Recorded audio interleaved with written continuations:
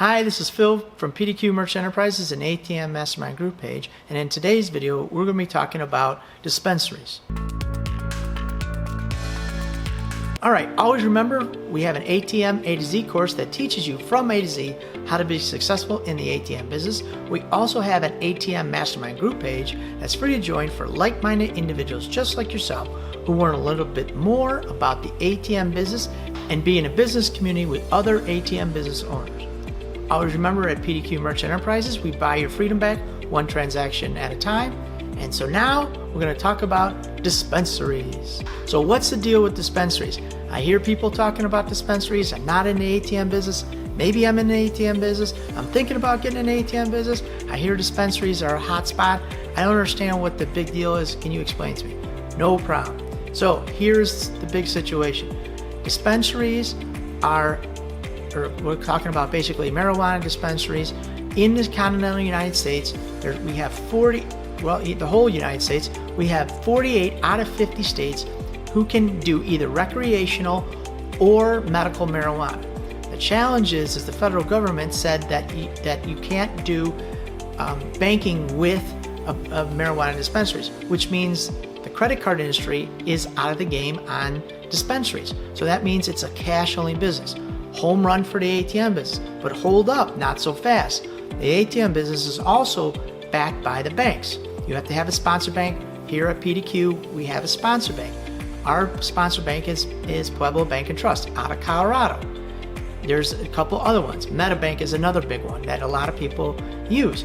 Well, both of those banks have traditionally for many years said, nope, we don't want you to be messing around with medical or recreational marijuana. We don't care that the states are okay with it, the federal government is not, and we're backed by the Fed, and we are not letting you put ATMs in it. Even though you have seen for many years, there are ATMs and dispensaries. All right, so they're snuck this way, they're under a fictitious name, they're not above board. Now, there's been a certain shift in the last few months that the sponsor banks are saying, you know what, if you file some certain guidelines, we're okay with you placing an ATM in a dispensary as long as you, the ATM owner, puts your cash in there and doesn't mix it with the dispensary money. In other words, you don't put an ATM in the dispensary and let the dispensary put their money in it. It's got to be you, the ATM owner, put your own cash in there, and then they're okay with that. So they gave us a set of guidelines, a set of rules to make this whole thing plausible. So that's why we're talking about it. You know, today was election day, and another 4 or 5 states, now we have a total of 16 states, have not only medical, but they have recreational marijuana. So more opportunity for guys in the ATM business, women in the ATM business, business owners going forward. Point number 3, what's the average split?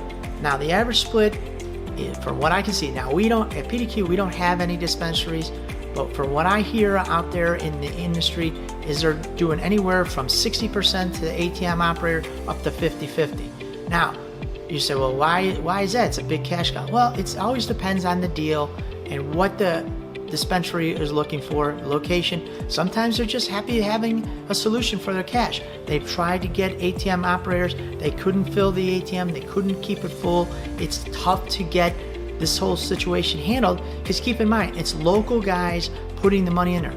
An armored car carrier, they're not going to service this because they're federally regulated. So they're not going to be able to go into the dispensary. It's got to be a local person. So because of that, there's a lot of cash, and the split's got to be advantageous for the ATM operator. All right, number 4, as we talked about before, sponsor banks, they have now deregulated, so to speak, and allowed us to put this ATM into dispensary. Before, what a lot of people were doing, again, they were putting it under a fictitious name. Now you can put your sticker on the ATM, you can say, hey, I'm above board. But the sponsor banks have given us a set of guidelines that they want us to fulfill. That means they want us to let them know where the dispensaries are. Let us know how much cash we're putting in there. Are we paying a commission? What are we doing? So brings a whole nother set of issues before, because some of the guys who are doing this, they were doing everything on a sneak, keeping it low key. They were paying the guys cash or they were paying them by check. They were keeping everything low key because their bank and the sponsor bank says, nope, you can't do this. So it might have been under Sally's plant shop or Jim's auto body store. It's something that they came up with a name. And then when they got caught, then what happened is they alerted the sponsor bank shut them down, and they had to remove the ATM. Then all he did is just put it in a different name, put it right back. And this whole game went on and on and on for many years. Now they don't have to play all those games. They're going to be above board, but you're going to have to fill out a set of rules, give that to your ISO. Your ISO will give that to your sponsor bank, and everything will be above board. But this also will create maybe a set of problems for you and your local bank, because now the sponsor bank says it's okay. What does the local bank? Are you going to let your local bank know that you're involved with this? Are you going to? You might have to, because according to the guidelines, you got to let your local bank know. So all these things are an issue. You're going to have to make decisions, because you don't want to lose your whole banking relationship with your local bank just to pick up a dispensary, but it's a good opportunity. So you'll have to figure out what you want to do. My suggestion is to maybe have an off the record conversation with your local bank to figure out, take their temperature, so to speak. Hey, you know what is your viewpoint on recreational marijuana? We just saw we legalized in the state. Hey, we have medical marijuana in our state. What is the bank's viewpoint? How can they work with it? Did they ever think about working with it? Have an upper level conversation with the bank to have an idea to say, hey, I'm in the ATM business, not thinking about this, but I want to know where your head is at around this whole thing. I see some ATMs, there might be an opportunity for me. What do you think? Have that conversation. And if it bears fruit and the bank says, you know what, if we follow certain guidelines, we don't have an issue. Now you got a good situation. You have a green light, so to speak, to go out and get medical or recreational marijuana dispensaries. So it could be a great thing for you and your company. Point number 5. All right, so now I think I got a location. My sponsor bank is okay with it. My local bank says they're okay with it. I have an ATM. What should I do, Phil? Okay, now you want to think, you know what? Think in the back of your head. You're going to place one ATM. Make sure it's new. Make sure it has a 2K cassette. Maybe you want to have two 2K cassettes, which is 4K. You want to have a lot because you're going to need a lot of money. The other thing you want to think about is maybe I should put 2 ATMs in there. One goes down, they're on the horn, they're calling me. How do I handle that? I can't get there right away, and they're blowing up my phone. You want to make sure that, you know what, you cover that location. It's a little gold mine. You want to do it the right way. So maybe thinking about putting a second ATM in that location.